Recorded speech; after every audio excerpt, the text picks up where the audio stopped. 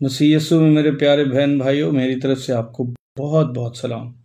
मेरा नाम पादरी अकरम अलीम है और मेरा ताल्लुक़ हैदराबाद सिंध से है।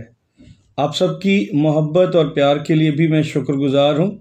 काफ़ी अच्छी तरह से आप मेरे मैसेजेस सुनते हैं और इससे मुझे जब इल्म होता है आपके कमेंट से तो मेरी हौसला अफजाई होती है और इसके लिए मैं भी आपका शुक्रिया अदा करता हूँ।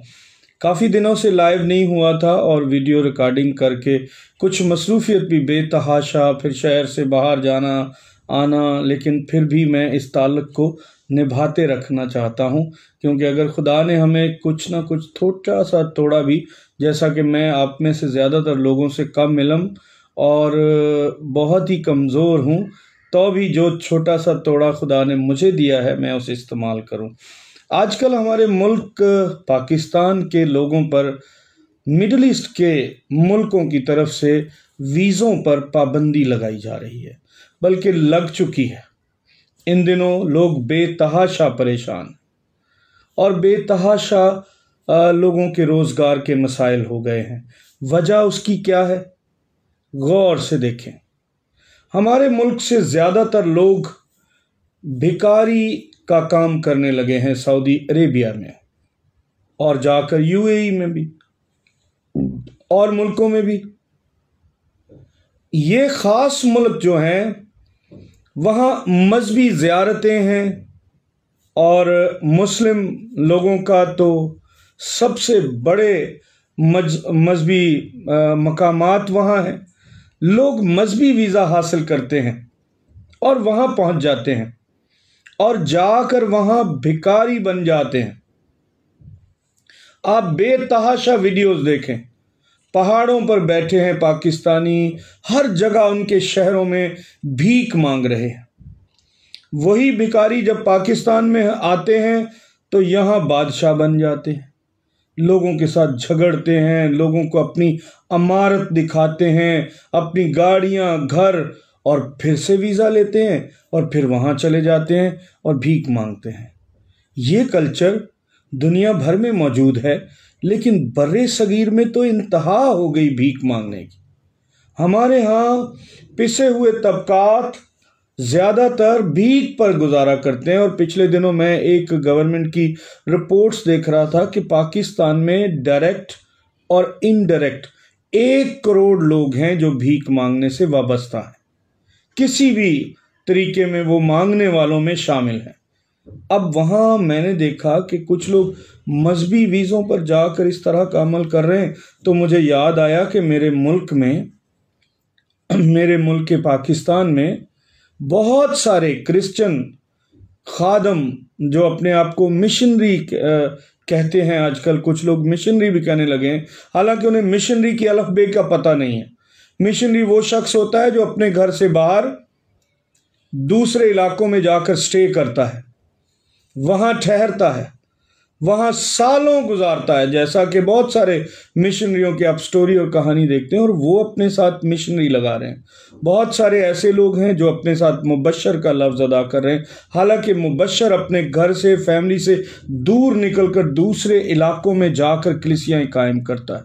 और बहुत सारे लोग ऐसे हैं जो कोई नाम इस्तेमाल किए बगैर भी काम कर रहे हैं। और काम क्या कर रहे हैं? काम क्या कर रहे हैं? हजारों ईमेल्स। जैसे ही अंधेरा होता है हमारे मुल्क में, आप समझ गए ना कि जब हमारे मुल्क में अंधेरा होता है तो किसी और मुल्कों में, कुछ और मुल्कों में उजाला हो जाता है। जब यहाँ रात होती है वहाँ दिन चढ़ रहा होता है। और जब यहाँ हमारे मुल्क में अंधेरा होता है तो हजारों भीख मांगने के लेटर्स, जिन्हें हम ईमेल कहते हैं, आजकल व्हाट्सएप पर भी लोग इसे भेज रहे हैं, हजारों भीख मांगने के खत उन मुल्कों में जाते हैं जहां उजाला हो रहा होता है। हर तरह की भीख मांग रहे हैं हमारे लोग।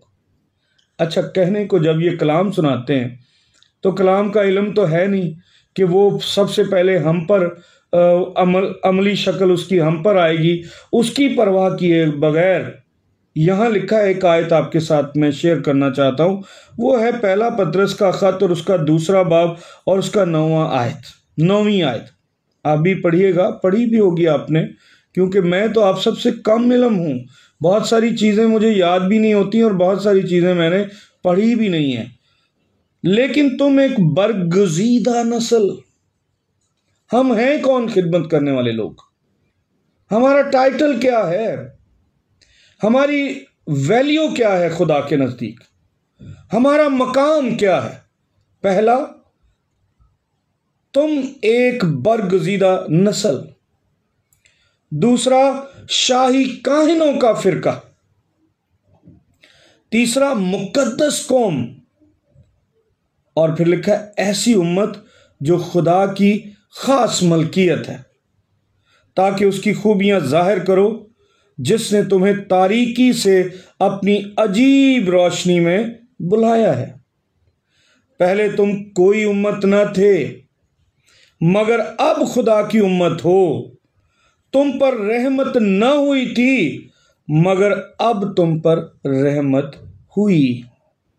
ऐज़ीज़ो, ये हमारे टाइटल्स हैं। क्या कोई बरगुजीदा शख्स भिखारी हो सकता है? अब ये जो बहुत सारे लोगों ने हमारे मुल्क में, एक मैं तस्वीर देख रहा था, देखता रहता हूं और मैं इन बातों को करते हुए झिझकता नहीं हूं। मैं देख रहा था कि एक शख्स, हमारे फेसबुक पे उनकी तस्वीर मैंने देखी, और एक बाथरूम के बाहर वो खड़े थे और कह रहे थे कि, मतलब वो उनका बताने का जो मैसेज था, उनका मतलब था कि औरतों के लिए बाथरूम का मसला हल कर दिया है। क्या उस साहब ने अपनी जेब से ये पैसे खर्च किए थे? अपने खानदान से डोनेशन कलेक्ट करके किया था? अपने चर्च से डोनेशन कलेक्ट करके किया था?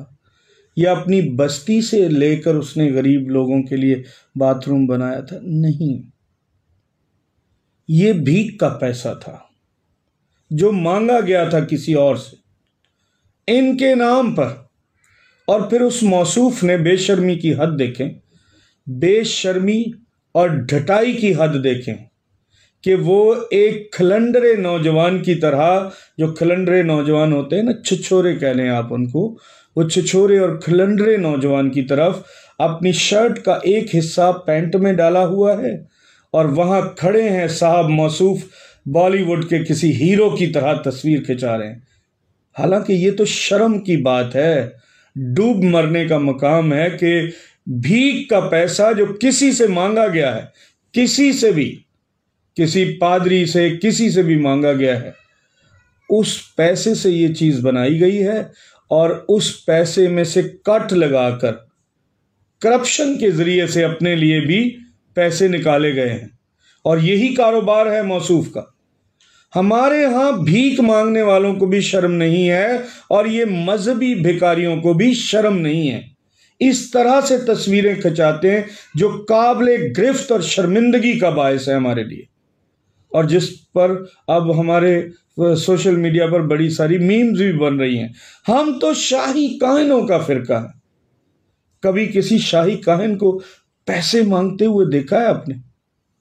कोई हिस्ट्री देखी है आपने?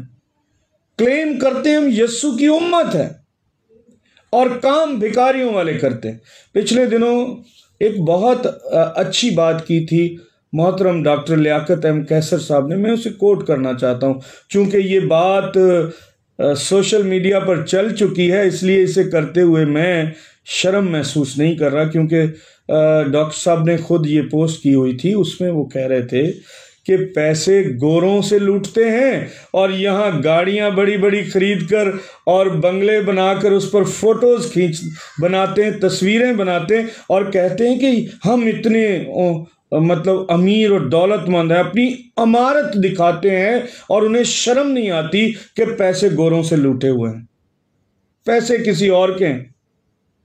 और ये यहाँ पे वो बने हुए हैं गंगाराम सब। तो इस तरह से भीख मांगा जा रहा है। क्या ये किसी शाही काहिन को आपने भीख मांगते हुए देखा है? किसी से भी? तरीके तो बदल ही गए ना। अब 2000 साल पहले लोग ईमेल तो नहीं लिखकर भीख मांगते थे, झूठी रिपोर्ट्स तो नहीं बनाते थे कि हमारे यहाँ उधर ये पानी का मसला, जैसे वो नलका टूटी माफिया है। नलका टूटी माफिया क्या है? एक नलका लगाओ, उसमें से इतने आपके, इतने उसके, इसके उसके। ये नलका टूटी माफिया, ये देगी मुनादी के झूठे फसादी और बेकार किस्म के घटिया लोग, देगी मुनादी जो प्लेटें बांट रहे होते हैं ना बिरयानी की उन गरीब लोगों में जिनके पाँव नंगे हैं। शर्म की बात है। ये भिखारी, ये वो भिखारी हैं जो दूसरों से पैसे लेते हैं और उनको दिखाने के लिए इस तरह का काम करते हैं। और खुदा के कलाम मुकद्दस में लिखा है तुम शाही कानों का फिरका हो। क्या ये हमारी कौम का कचरा, ये शाही कामों का फिरका हो सकता है? ये कचरा है, मुआशरे का भी और इस दुनिया का भी कचरा है। करप्ट तरीन लोग हैं ये करप्शन बुनते हैं। जब रात हो जाती है लोग यहां सोते हैं और ये जागते हैं। सबके सब नहीं होते ऐसा, मैं सबके बारे में नहीं कह रहा और सब हो भी नहीं सकते। ना दुनिया में सारे ऐसे होते हैं और ना ही सारे अच्छे होते हैं, ना ही सारे बुरे होते हैं। हर तबके में ज्यादा तादाद जो है, जैसे इन भिखारियों की तादाद बढ़ गई है, ये हर एक से भीख मांगते हैं। अच्छा, भीख मांगने का एक और तरीका है। भिखारी क्या करता है? सुबह उठता है और शुरू हो जाता है भीख मांगने के लिए। हमारे शहर में बहुत से दूसरे शहरों से आकर भिखारी यहाँ रहते हैं, फुटपाथों पर इधर उधर रहते हैं और सुबह सवेरे उठ जाते हैं और कम से कम 500,000 लोगों से भीख मांगते हैं। और वो सोचते हैं उनमें से अगर 300 लोगों ने भी दे दिया तो हमारा बहुत अच्छा दिन लग जाएगा। इसी तरह इधर भी फेसबुकों पर, यूट्यूब पर और सोशल मीडिया पर, ईमेलों में हजारों लोगों से ये भीख मांगते हैं। एक प्रोजेक्ट हजारों लोगों को लिखकर उनसे भीख मांगते हैं। कोई औरत नहीं छोड़ते, कोई अकीदा नहीं देखते। ये बाइबल के खिलाफ अकीदे हैं। ये औरत कोई आवारा है, कौन है, उसके सेमिनार्स कराते हैं। पैसे इनको चाहिए, इनको पैसे चाहिए। इन फ्रॉडियों को, इन भिखारियों को पैसे चाहिए। इनका कोई दीन ईमान नहीं है। कोई औरत हो, कोई मर्द हो, कोई काला हो, कोई गोरा हो, कोई चोर हो, कोई फ्रॉडी हो, बस इन्हें भीख दे, इन्हें पैसे दे, इन्हें डॉलर दे। और यही धंधा जो बड़ा गंदा है, जारी और सारी है यीशु के नाम पर। मैंने पहले कहा कि कुछ मुल्कों ने भीख मांगने की वजह से हमारे मुल्क के शहरियों को जायज वीजे भी देना बंद कर दिए। ये कोई शाही काहिनों का फिरका हो सकते हैं? ये मुकद्दस कौम हो सकते हैं जो नाजायज जराए से।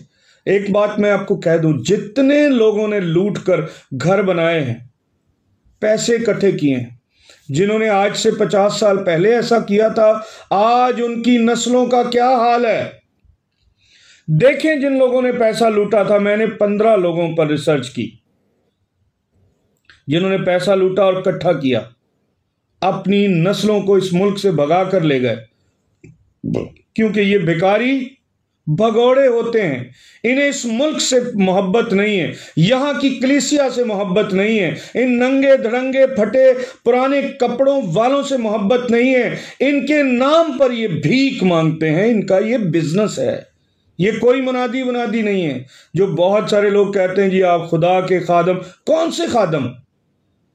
खुदा इन्हें अपने खादम नहीं कहता, ना मानता है, ना कलाम मानता है।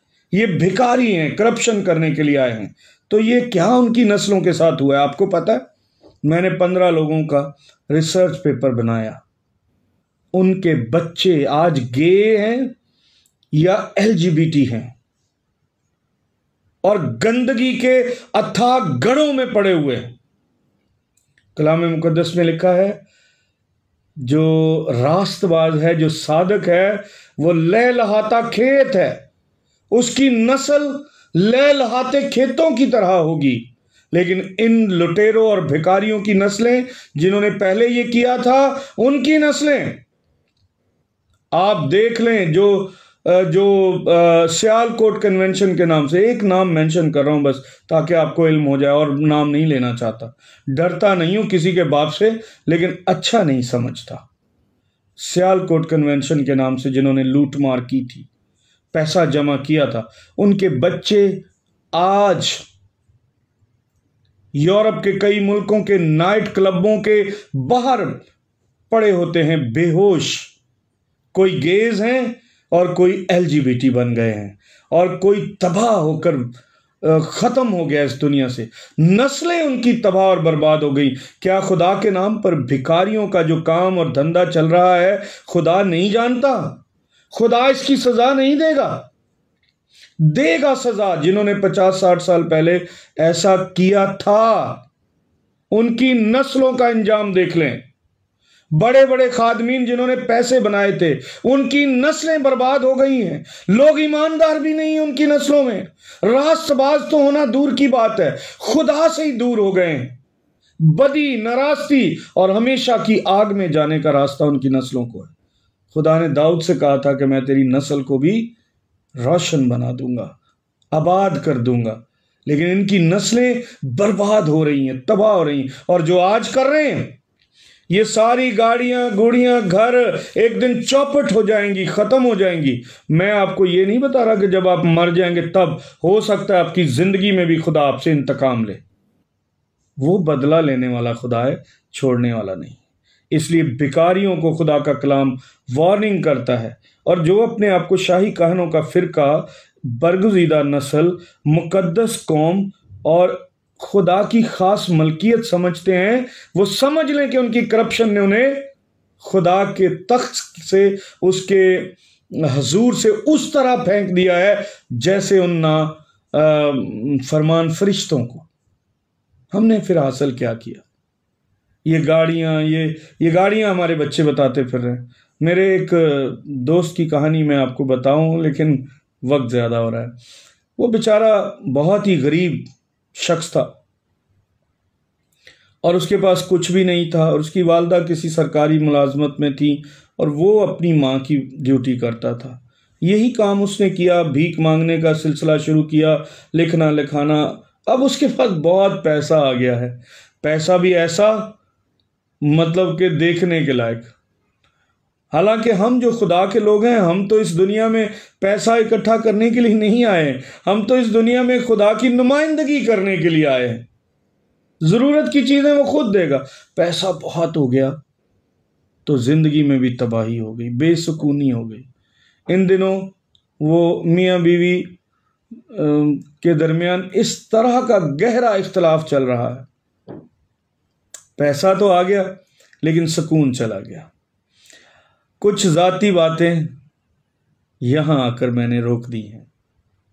मुझे ख्याल आ गया है कि मुझे ये बातें नहीं करनी चाहिए, लेकिन कुछ समझदार लोग हैं, वो समझ गए होंगे कि वो शख्स पैसा और दौलत हासिल कर चुका है लेकिन सुकून, इत्मीनान नहीं, बेतहाशा दुख और तकलीफों ने उसे घेर लिया है।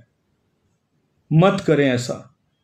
खुदा की लाठी बे आवाज भी है और गरजदार भी है, और ये दोनों चलेंगी, मुझ पर भी और आप पर भी। मुझ पर भी चलेगी और आप पर भी चलेगी। जरा सोच समझ कर काम करें और ऐसा काम ना करें जो खुदा के खिलाफ जाता है। Thank you. God bless you.